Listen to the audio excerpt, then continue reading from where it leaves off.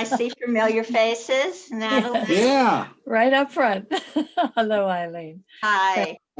Almost feels like the gallery space. Huh? Yeah. You look good. Thank you. Oh, that was Lisa over there. Okay. Hi, Okay. Lisa. Some familiar faces. Another Lisa. Mhm. Oops.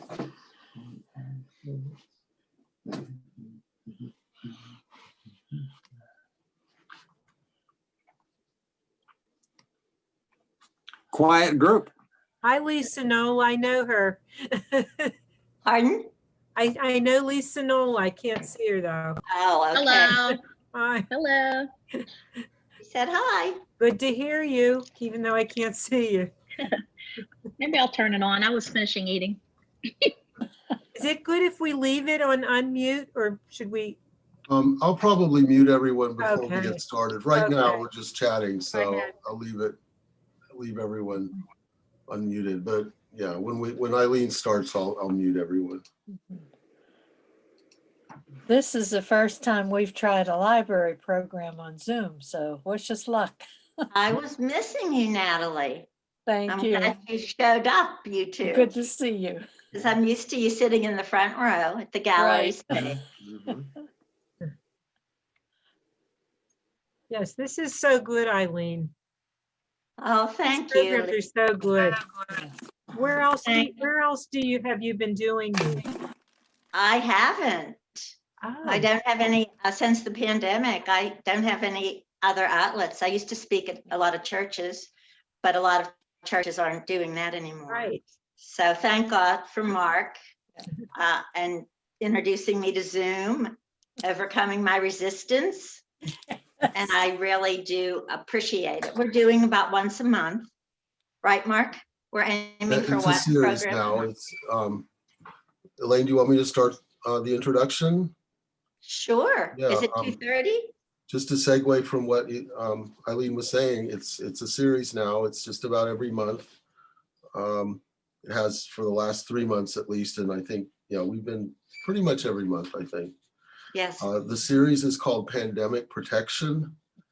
And if you want to view the earlier ones, at least 2 of the earlier ones, they're on the Monroeville Library YouTube page. You can go there and you can watch those. And I will try to post this one fairly soon as well. I'm trying to record all of these and post them so that people can go back and watch the whole series. But just to get started, I don't want to take up too much time from Eileen's talk. Today, in this sort of installment of the series, Eileen is going to talk about how the pandemic, the COVID pandemic, in spite of its losses and stressors and all the difficulties that we're experiencing, it can be seen as also providing an opportunity because we have fewer of the usual distractions, and so we have more time to focus on our own personal growth and what's meaningful. And so maybe it's a unique chance, in spite of everything, in spite of all the negative aspects of it. It is a chance to kind of turn inward and be more introspective and think about where we're going.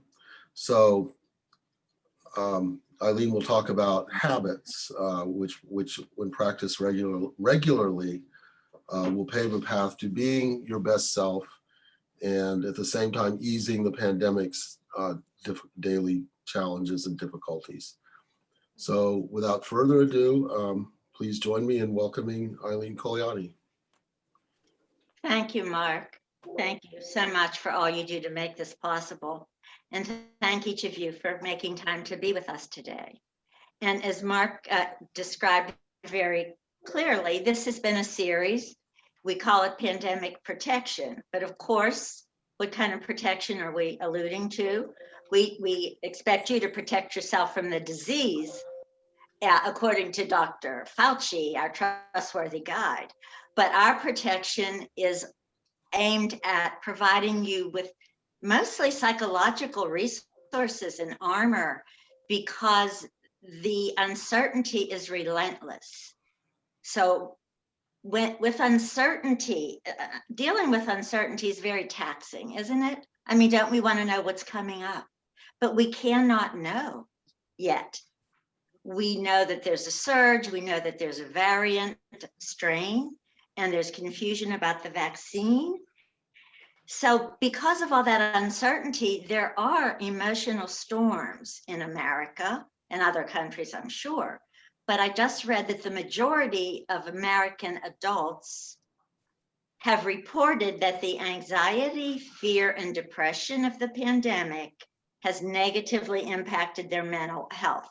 No surprise, right? And we also know that alcoholism and drug use are on the upswing. So what response do we make to this surreal time we're living in? One response, which I started with, was the passive response, which was just floating through it. And for me, that meant eating too much, especially chocolate, reading too much, laying on the couch too much. And then I began to kind of wake up thinking, wow, this is going to last. I've got to find a way to make meaning from the pandemic era. And so what, as Mark alluded to, what we like to focus on is the gift that the pandemic brings us, which is primarily the gift of time. Before the pandemic, weren't we always, at least I was, moaning and groaning, oh, if only I had more time, I would do X and Y. And now we have time. And so my hope is that you will choose to use the gift of time to strengthen your sense of self, to develop a friendlier relationship with yourself, because 34 million Americans live alone. So if you aren't friendly with yourself, that makes it rougher, right? You need a buddy to hang out with. So my hope for today is that you will choose to use the gift of time to grow, to get on the path to becoming the best you can be, and thereby make meaning of this surreal time. As David Brooks in the New York Times wrote at the beginning of the pandemic, meaning is vital medication for the spirit. And we really need that, don't we? So let's begin. As I created this talk, I've done variations of it prior. But as I was working on it, I realized it's very close to my heart, this topic, because what I've done is I've taken 35 years of listening to counseling clients and their stories and their struggles and their coping and their suffering. I've taken, and that is such an enormous privilege for a counselor that I'm abidingly grateful for. I've taken the essence of what I learned there, and I've created this talk, which I'm calling the Essential 8, the habits that I hope you'll embrace, and the Forbidden 5, the habits that I hope you'll evict if you have them in your warehouse, so to speak. So the context that I want to put our time in, I'm using 3 quotes. Those of you who have heard me before know that I love quotes. And so the 3 for today are these. Aristotle, we become what we habitually do. What we habitually do, we become. The second one is from Buddha. It is only in stopping that one can see. So we are stopped, aren't we, from the pandemic? And you have graciously stopped your schedule today to be present. So when we're stopped, we can see. And the third quote is, it is never too late to become whom you could be. I forget the exact words. It's never too late to become whom you might have been, by George Eliot, the pen name of Marianne Evans, who wrote Middlemarch. So my hope for you is that you will be inspired to look at your life, to see it through the lens of your habits, and to decide, perhaps, gee, I'm going to embrace some new ones to strengthen myself. And I got to get rid of maybe 1 or 2 of these Forbidden 5 to be the best I can be. And so as I begin, I have two requests of you. The first is to be here. I know you're here physically, but I also know it's sometimes a challenge to be present mentally because the mind is so powerful, it can go away. So I hope you'll make a decision to be here because all actual living takes place in the present moment. And my second request is that you would be open to sharing. I'm informal. I love hearing from listeners. I love your questions, your comments, your examples. And I know there's been less sharing on Zoom, and I understand it because I was very shy about Zoom for a while. It feels unnatural at first. So if you're tempted to speak, but Zoom is holding you back, I'm encouraging you to stretch your comfort zone a bit, and we will interact because you enliven our time together. You have life experience, which brings wisdom. So I hope I'll hear from you and we'll have a bit of a dialogue during our time together. Okay, so let me see where I am now. Oh, I want to issue one caution after I take a sip of water. The caution is, as you hear some of these essential 8 good habits, you might be tempted to beat yourself up a little and say, oh, gee, I'm not doing that. I'm not doing that. Please do not beat yourself up. Life is tough, especially now. So if you begin to have that feeling, just tell yourself, wow, I'm glad I'm learning this. I can change. I can become the best I can be. Okay, so here we are. We're going to start with the most difficult habit. And that is the habit of taking charge of your 60,000 thoughts a day. We have 60,000 thoughts. They're powerful. Everything begins with a thought. We wouldn't be here without Mark having a thought, gee, we could do a Zoom talk. So thoughts create or destroy. And what we want to ensure to be the best we can be is that most of our thoughts are self-supportive, encouraging. And I love this amazing quote from John Milton in Paradise Lost, that hundreds of years ago. He said, the mind is its own place and of itself can make a hell of heaven or a heaven of hell. Isn't that amazing? He knew that way back then. The mind is powerful. So my hope is that you will, it takes time. It's very challenging to do this. But when you do this, it impacts every aspect of your life, obviously. So maybe you'll make a start today. And I didn't get a chance to speak to Mark about this, but my thought is next month, Mark, I would like to do my talk on thoughts. Change your thoughts, change your life, and give you some strategies for this. So, so that's the first of the essential 8, being in charge of your life. Now, because it's related, in charge of your thoughts. It's hard to be in charge of our lives these days, right? Okay, so because it's related, I want to talk about the first of the forbidden 5. The first habit I want you to think about evicting is the habit of negative self-talk or negative thinking, the opposite of what we just discussed. Psychologists have determined that negative thinking is the #1 killer of personal growth.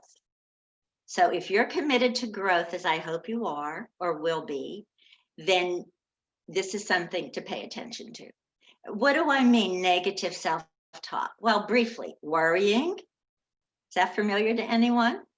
Worrying, complaining, grumbling, put-ons of yourself or other, pasteurizing, futurizing. And when you do that, you lose the present moment. I believe that worrying, well, I've noticed that worrying is so epidemic that some people think it's normal. It may seem normal, but it's extremely unhealthy. It drains your life force. if you're using some of your 60,000 thoughts, a lot of them, what if, especially now, then you are draining yourself, bringing yourself down, depleting your resources. So along those lines, I want to recommend a book to you. It's called Stop Worrying, Start Living. Gary Zimak, Z-I-M-A-K. Now, I'm going to confess to you, this is the first time I am recommending a book that I haven't read. So how do I dare do that? Because several people I admire in the field have mentioned Gary Zimak's book. So I intend to buy it, but I thought I'd before you buy it, check it out if you're inclined. If you need help with worrying, consider it. I know it will be helpful.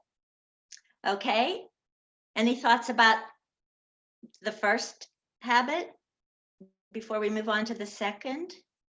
Okay, remember, you can interrupt me anytime. The second habit is as easy as the first habit is difficult, and that is the habit of gratitude. And that was the first talk we did together, Mark, the gratitude, the therapeutic impact of gratitude. It's a powerful tool, and it's the easiest one to use. So the idea is that you speak thanks for the blessings in your life. And it's related to the first habit because you can use it as a strategy. When your thoughts are going into the negative range, you can say, uh-oh, I got to shift the focus. Whatever you focus on expands. So if you shift it to gratitude, there's so much we have to be grateful for, isn't there? So much. So I encourage you to get in the habit of gratitude by expressing it every morning before you get out of bed. At least 3 things you're grateful for, maybe. And then at night, before you go to sleep, look back at the day and ask yourself, what am I grateful for today? And the neat thing is, when you develop this habit, then you kind of semi-consciously start looking for the good all day, where you may have formerly looked for what you could worry about. So the habit of gratitude. Does anybody want to call out what they're grateful for? Can I get any interaction here? Just speak, please. Jean? Anybody? Oh, wait, I can't hear you. I can't Took a nice hear walk you. today. Pardon? I took a nice walk today with the good That's weather. wonderful. Great, Lisa. Walking is wonderful. Great stress reduction out in nature. Good. Anyone else? How about a couple more? Grateful to be here for this talk today and get all of your insights. Thank you, Patty. I'm not hearing some of you. I I'm said, grateful to be staying healthy. Pardon? I'm grateful to be staying healthy. Yes, that is an enormous reason for gratitude. Yes. I agree with May all I? of those. Go ahead. Pardon? Go ahead. Go ahead. I am grateful for this woman sitting beside me. She is God's greatest gift to me. Wow. Isn't that Thank wonderful? you. I Wow. love that. Thank you. Jean. Thank you. Yes, You that's can see redness come up in my cheeks. I I'm see. grateful. We go to Panera's. We live by Penn Center, and we go down there once or twice a week just to have a coffee and get out a little because I know they take care of the place. But I'm grateful they hired a new young barista, a young African-American man. And as we're leaving, or as we pay for our drink and take it to our seat, he'll say, "God bless you." Oh, that is so Wonderful. unusual coming from a young person and Yes. so unexpected. And that's a blessing, an Yes, it unexpected is, blessing Natalie. for me. Thank you so much. Yeah. Thanks for sharing. We'll go on to the number 3 habit. And let's see where I am. Okay, the third habit is the habit of making conscious choices. Now, this involves going within and asking yourself about the choice. What do I want here? What's involved here? When you make conscious choices, you become an inner directed. which gets you acquainted with the depths of yourself. It makes you stronger when you go within. And actually, we create our lives through a series of conscious choices, or we don't. If we don't choose consciously, then we're floating. But I'm getting into that forbidden habit, so I don't want to go there yet. Okay, so what I want to say about conscious choices. Many people seem reluctant to go inside because they don't trust themselves, or they're feeling insecure about what might be in there. So I want to encourage you to trust that you were born with many, many potential goods. And one of them is what one therapist calls a wisdom box. I call it an inner voice. You have an inner voice, a wisdom box that knows your answers. So when you have a choice to make, go within. Now, then my other piece to that would be, don't ignore the external, check out the environment, see what's out there about your choice, and then go back within to decide the best kind of information you can have for making a choice that supports you and is right for you. So that leads me to the second of the forbidden 5, which would be not to choose, but to drift through life aimlessly. Now, I can report on that because I lived that way for 30 years until I got a good therapist. This is the other-oriented lifestyle. When a person is sadly insecure, which I was, they're always checking the environment to see, what do they want of me? Do they like me? Do they approve of me? And so that is a habit. If you have it, we want to stop that. And because it does not strengthen your sense of self, it undercuts it. So see if there's more I want to say about that. I think that's it. And again, let me pause to say, are there any questions so far? Some of this information is hard to convey, to summarize it. And if there's anything that isn't clear, please interrupt. Yes, Not a question, just a comment on what you just said. yes, Jean. What you just said is the equivalent of giving other people the power to tell you who you are, and that is no way to go. Excellent way to summarize it. Thank you, Jean. Yeah. When Yeah. you live the other-oriented life, you're giving others the power to To describe tell you. to tell Right. you who you are. Mhm. When the Yes. answer is deeply inside of you and it's sacred to become who you are. Yes. Okay. Anyone else before I continue? Okay, the 4th essential habit is forgiveness. There's no peace without forgiveness, and many resist it. I know. Forgiveness frees you. It frees you from the past. It frees you from hurt. It frees you from keeping score. I believe there isn't more forgiveness because people aren't clear about what it is. And I have done a talk about that.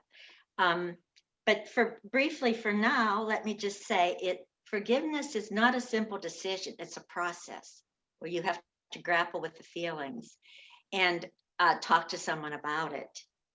And the simple definition that I want you to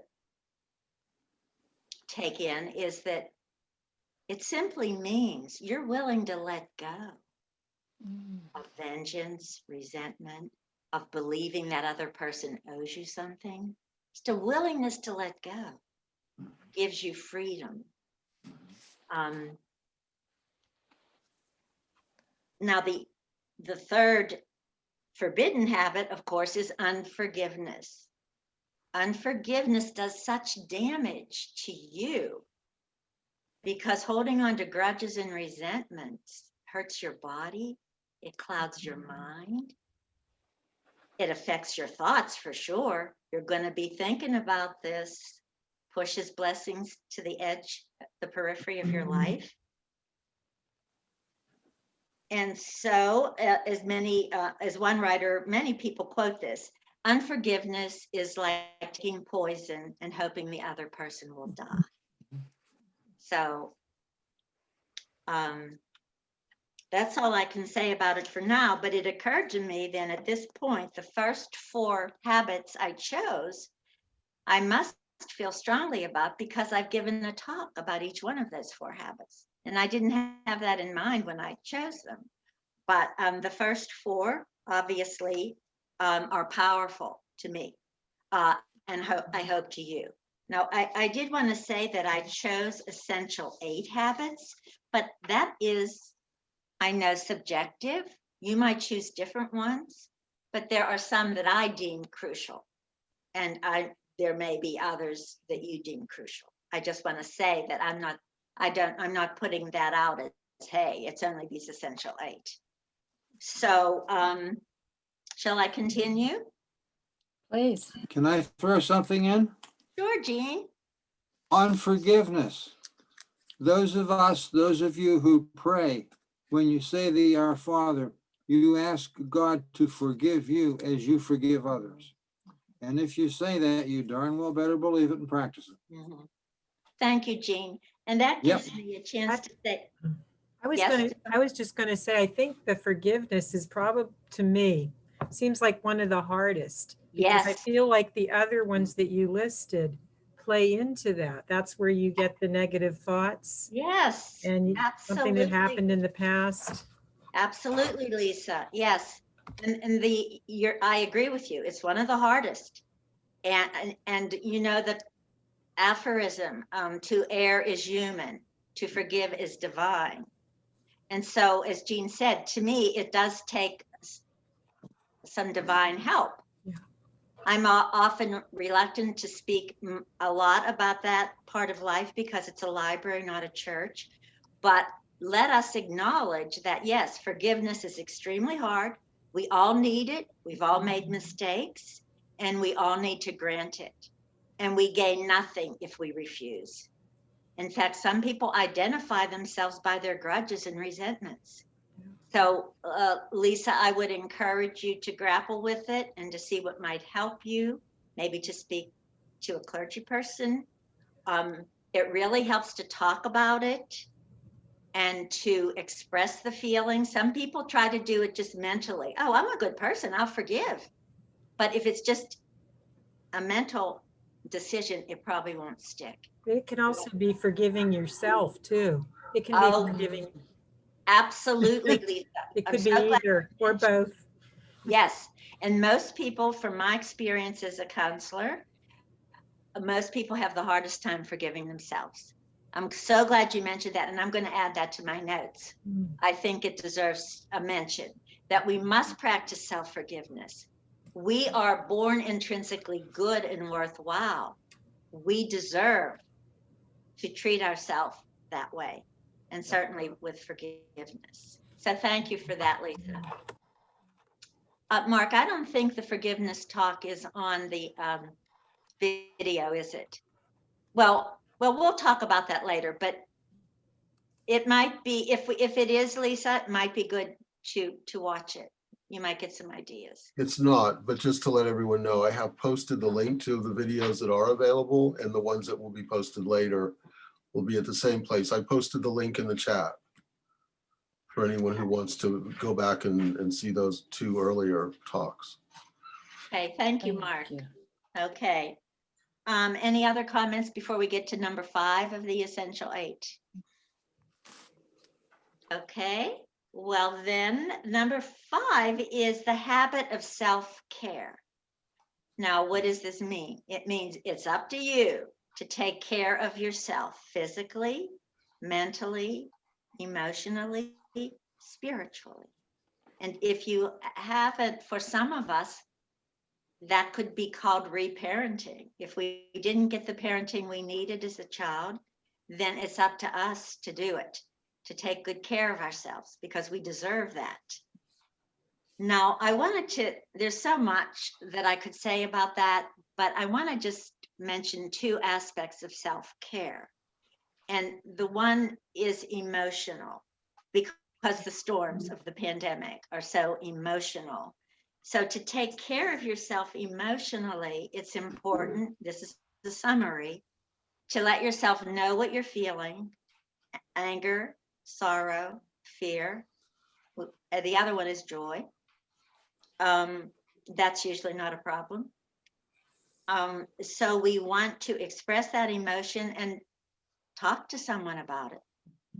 What does it mean? What does it mean? Every emotion has a message about us to us, and we need to grapple with that to discern it. And keep this in mind: no one can make you feel anything. That's a what's the word? A myth I hear a lot. Well, he made me feel angry. No, the anger was in you, but what he did may have triggered it. So again, that's a way of taking responsibility for our emotions. And the other aspect of this self-care is the willingness to speak your truth when it's important.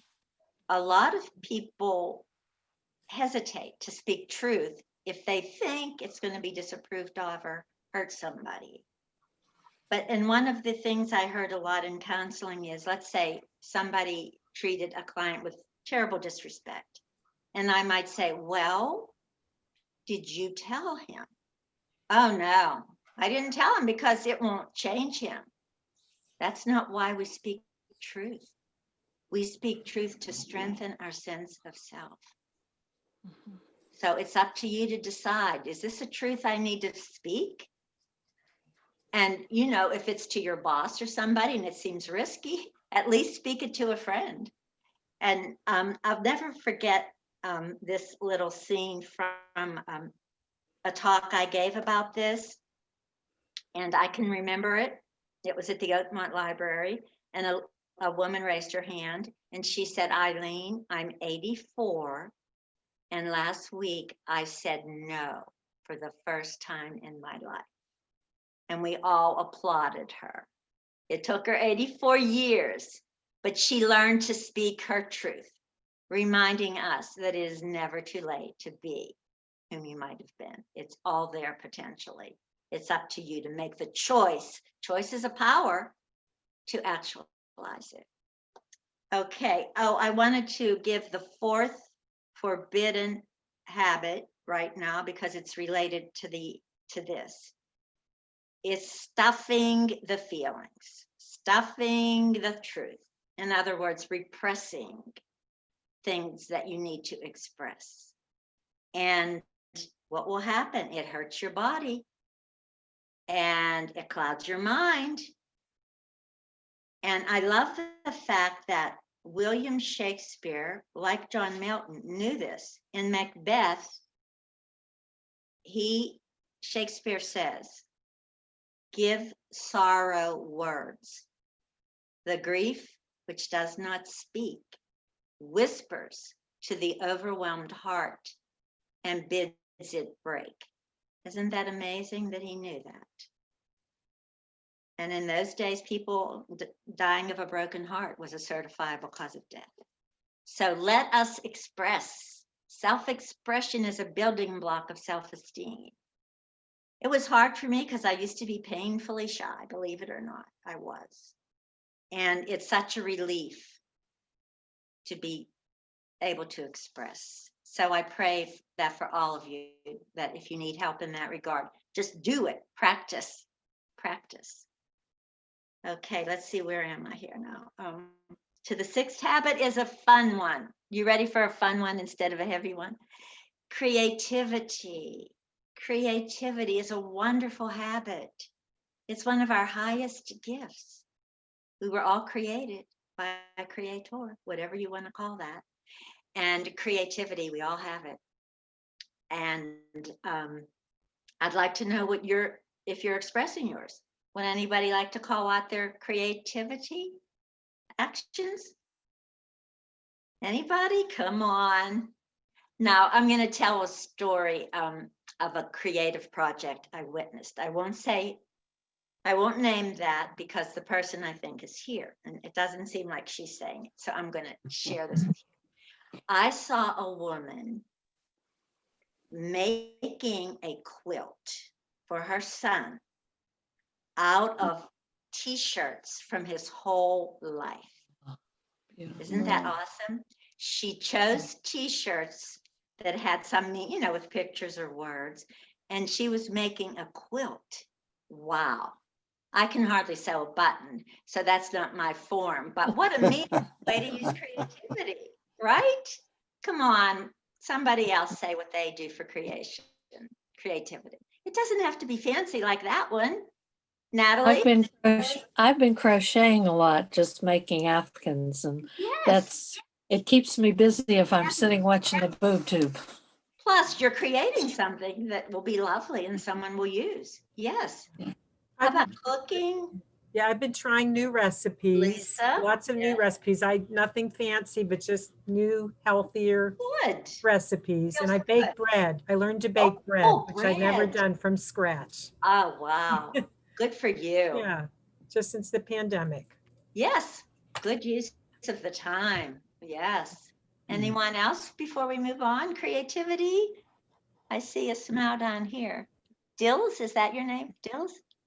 Do you want to tell us anything? Yeah, Okay. I'm also trying new recipes. Pardon? Even I am also trying new recipes. I'm sorry, I can't hear that. I'm sorry. Can anyone else hear that and tell me? I am also trying to cook new recipes. Oh, new recipes. Good, good. Yes. I'd like to taste one. I bet it's interesting. Thank you. Anyone else before we move on? Oh, Mimi? I started to write life stories Oh. about relatives and grandparents, parents, brothers and sisters, and that sort of thing. So that's Wow. been creative for me. Oh, yes. And they're going to be blessed by it. If I ever finish. Hey, even if you don't, a partial story is better than none, right? Right. Thank you for sharing. Anyone else? I kind of feel like we've had to be creative just to even like see our families and stuff, the types that's of true. ways we get together. And Yes, that's true, Like- Lisa. Yes. like Thanksgiving, it was just us in our home, but like my daughter came to our driveway to exchange food with us and like Yes. just things like that. Just Creative ways. Yes. meeting at thank park, you. like we've met out at parks and stuff instead of the normal, Right. in And your that home. takes And creativity. You're right. might be stretching it, but yeah. No, I don't think it's stretching it. You're putting new elements together. That's kind of a casual definition of creativity, right? Trying new ways. So good. Yeah. Thank you. No, I remember, I'm having a memory that when I was little, I heard my mother say to my aunt, no one in our family is creative. And that really stuck with me. So I believed her. And then I went to college and had an art appreciation teacher named Sister Owen. I'll never forget her. And she said, everyone is creative. And I was thinking, no, sister, you're wrong. My mother told me I wasn't creative. I don't know if I said that to her, but maybe I said something because she said, look, you all created an outfit to wear to school today. And that really got my attention, and that's creation too. So whatever you're doing or not doing, consider adding a creative element to your life. It gives you a tune-up. It strengthens your sense of self. So, okay, shall I continue? Thank you for sharing some of those ways of creativity. Patty? I can't hear. She's muted. Mark? She's muted. Oh, you're all muted. There, I think I'm unmuted now. Okay. I've been participating in another library program called Zentangles, and it's a meditative art form. And I always told myself that I couldn't draw anything, and I failed miserably as a child in school.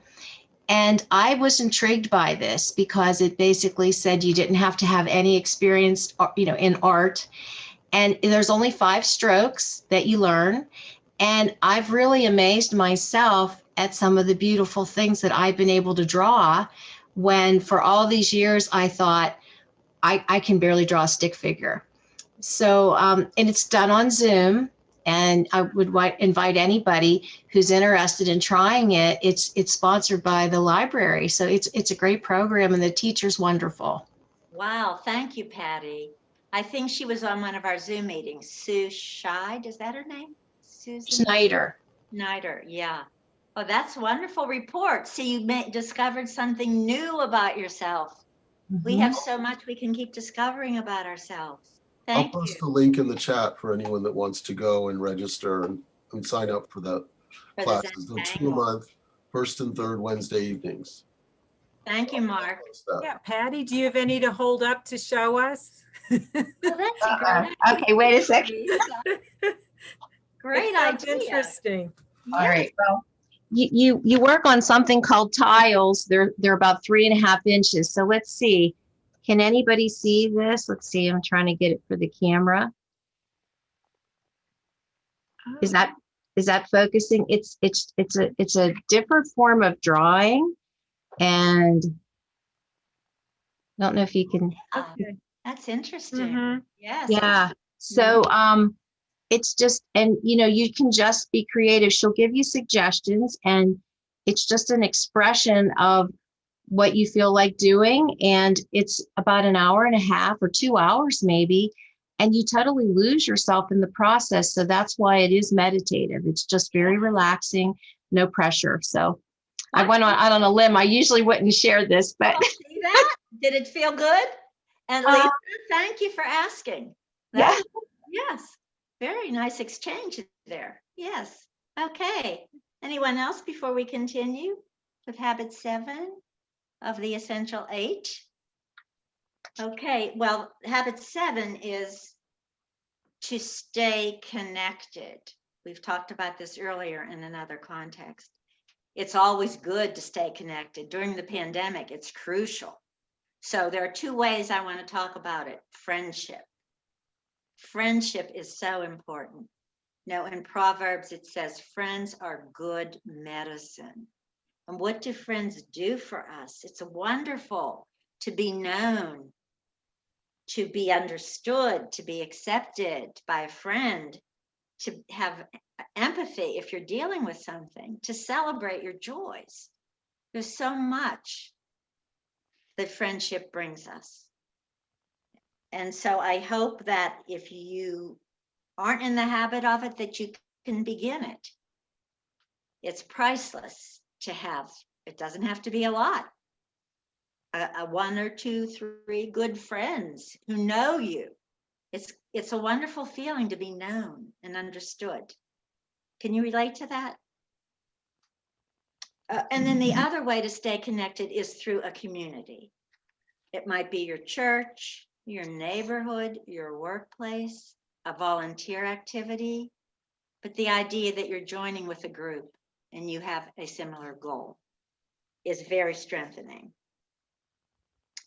Okay, so we're on to our final habit of the essential 8, and it's an easy one, and it's very rewarding, and it's the habit of kindness. We all need it, and we all have the capacity to care.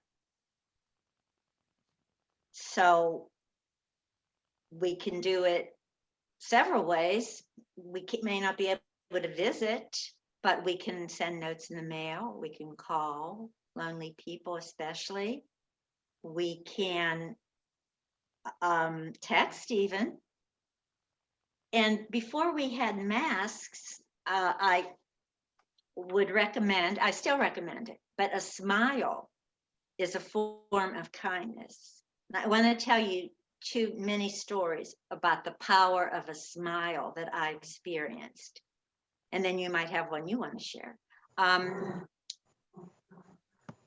About 10 years ago, I think, after I went to church, and afterwards a woman came up to me and I knew her as someone who was kind of a loner. She always sat in the back, and she said to me, Eileen, what's the matter?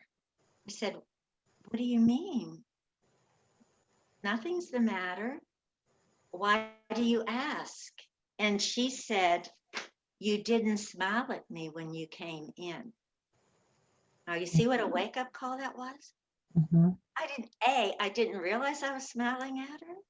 B, I would have had no idea what that meant to her.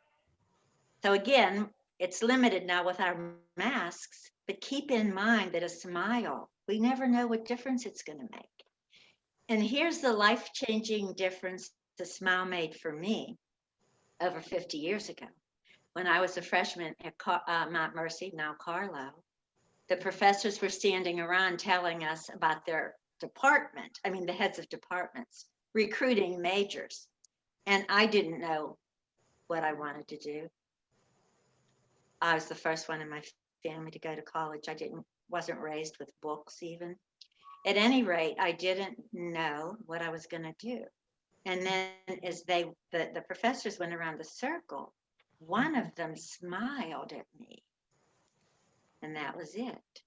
I decided to be in her department no matter what, because that smile made me feel safe.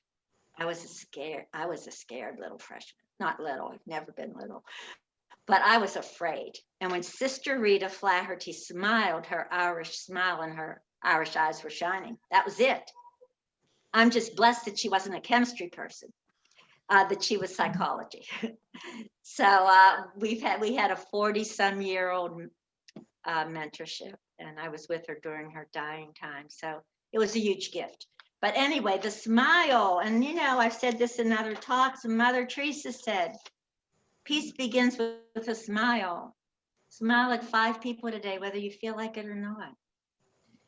Eileen, you were mentioning about before mask. Even now, if you're walking along the street or in a supermarket trying to stay 6 feet away, but trying to get your cart past one another, if you can see a smile in the eyes above the mask, you're making contact and there's some connection between persons.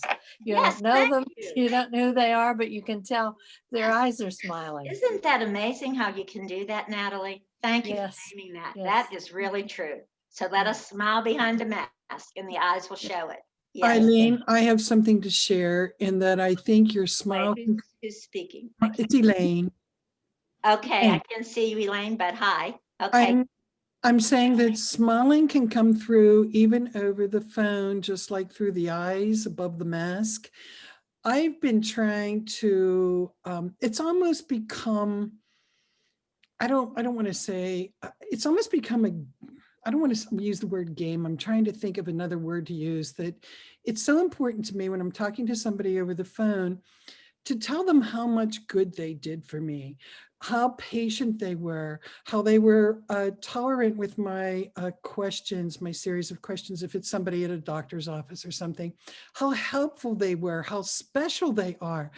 And I can actually hear the voice changing and softening, because a lot of times the workers who are, I don't know, receptionists, somebody else, they're just unappreciated. They just, and I struggle to say, that was so perfect. You've helped me so much. And they say, oh, really? Thank you.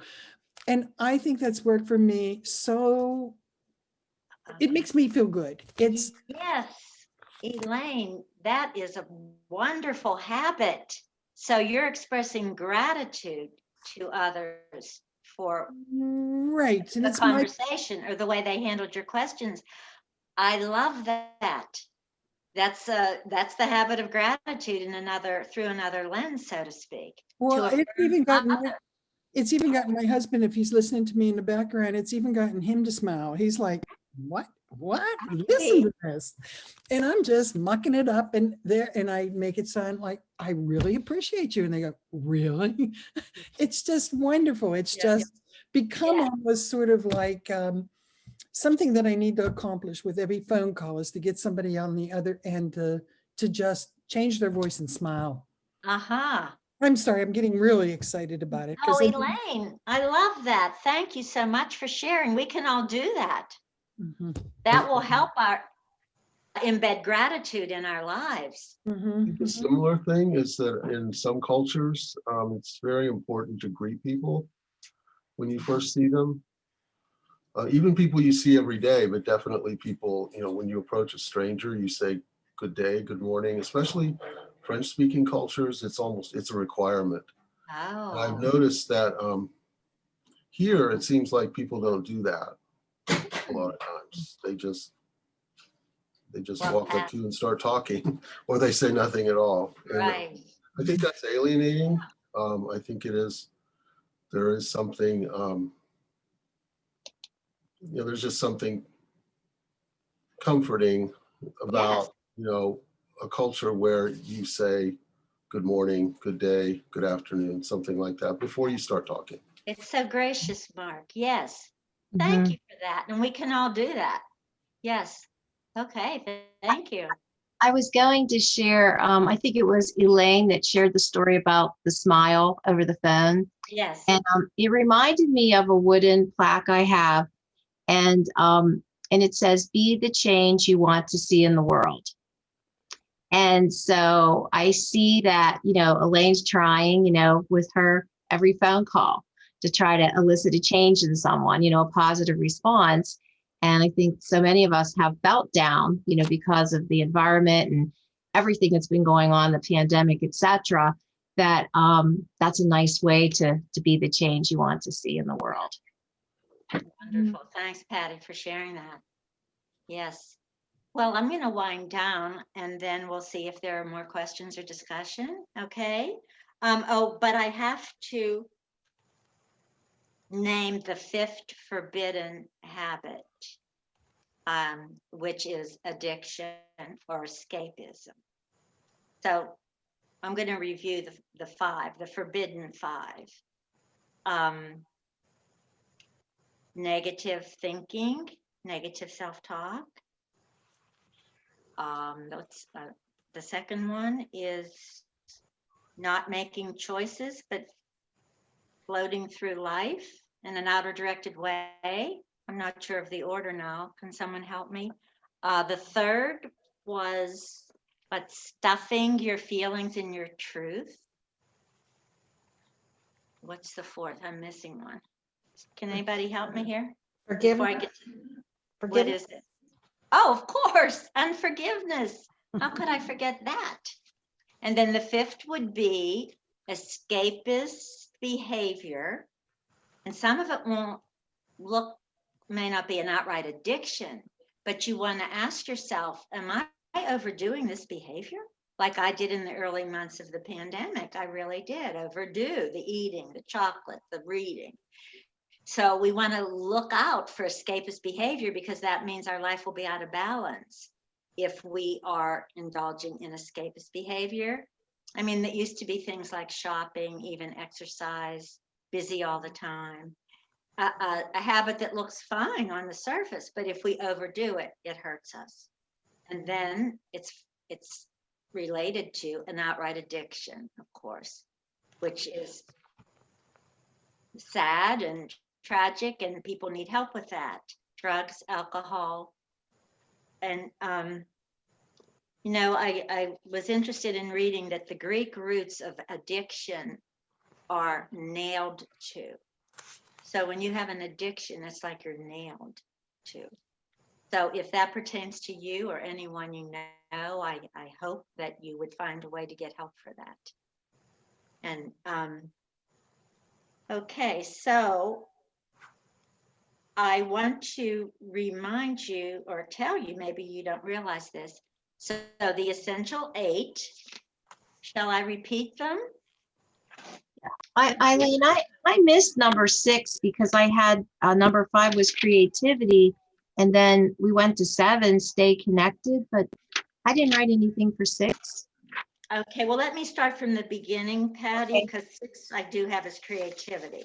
Okay, so the first of the essential 8 is being in charge of your mind and making sure that it's 60,000 thoughts a day are primarily supporting you and not sabotaging you. Okay, so that's first. And the second is the habit of gratitude, which Elaine just gave us a wonderful variation of, instead of saying, I thank you for X and Y, she's thanking another person, which is a wonderful extension of the habit of gratitude. Oh, something important I don't think I said is habits take 21 days to get embedded in your lifestyle. So if one of these habits, calling your name, you could make a commitment to saying, this is the habit for me. I'll start with this one. Certainly you're not going to try all 8 at once, but pick a habit and do it for 21 days. It has to be every day, not back and forth. It has to be consistent. There'll be a cumulative impact. In approximately 3 weeks, it'll come more naturally. So keep that in mind. Okay, so back to the habits. Being in charge of your mind, expressing thanks all the time, gratitude. Create conscious choices all day of everything the habit of conscious choices. 4, forgiveness. 5, the self-care or the reparenting. 6, creativity. 7, stay connected through friendship or community. 8, kindness. Okay, everyone have that? Okay, so I want to wind down by telling you that you have everything you need inside of you to do whatever you want with this. If you want to become the best you can be, take a look at those habits and ask yourself, what am I going to work on? What am I going to choose to embrace? And then look at the other habits, the forbidden 5, to say, do I need to stop? What do I need to stop? What do I need to start to create a new life? And the power tools you have are, among others, awareness. Consciousness is a power. You know, we kind of take it for granted, I think. Awareness, intention. When you say, I intend to, that gets things going internally. Willpower, good old willpower. We don't want to forget that. Maybe our muscles are a little slack, but we can build them up. Discipline, and I'm going to mention choice again because it is a power. So you are powerful, more powerful than you may have imagined. So use your powers to become the best you can be. Get on the path. Get on the path of that. And as Matthew Kelly, a spiritual writer, said recently, what you become is far more important than what you do or what you have. So the act of becoming. And how do you know if you're on the right path to becoming the best you can be? Well, there are 2 things to look out for. You will become calmer when you're on the path. And again, that doesn't mean you've reached the destination, but you're on the path you intend. You'll become calmer and you'll have more peace in your mind and in your heart if you embrace the essential 8 and evict the forbidden 5. Then wonderful things are going to happen. You're going to make new discoveries. You're going to be in a better mood. You're going to be more cheerful. So that concludes my remarks. I'd love to hear anybody with anything to say before we say goodbye. Anybody?